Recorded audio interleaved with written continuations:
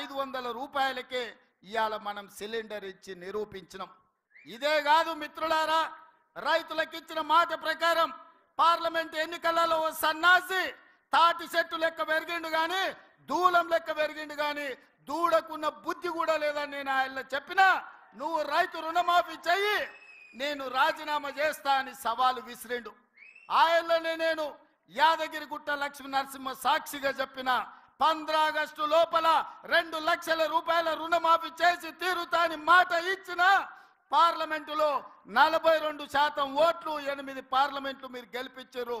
ఇచ్చిన మాట ప్రకారం 15 ఆగస్టు నాడు ఖమ్మం కొత్తగూడెంలో భద్రాద్రి రాముల వారి సాక్షిగా 23 లక్షల మంది రైతులకు 18,000 కోట్ల రూపాయలు రైతుల ఖాతాలో వేసి రైతుల కళ్ళల్లో ఆనందం చూసినాం.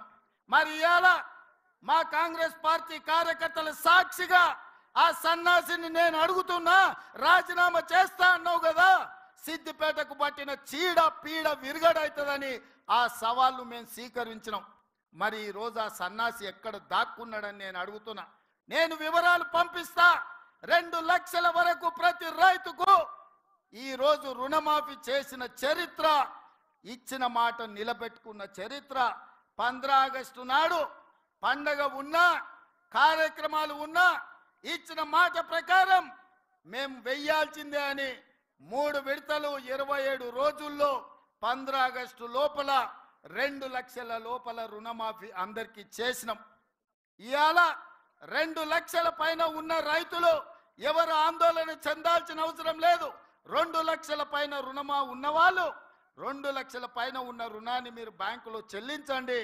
మీరు చెల్లించిన మరుక్షణం ఆ 2 లక్షల రూపాయలను కూడా మీ ఖాతాలో వేసే బాధ్యత మా ప్రభుత్వం తీసుకుంటుందని చెప్పి నేను ఆ రైతాంగానికి తెలియజేస్తున్నా.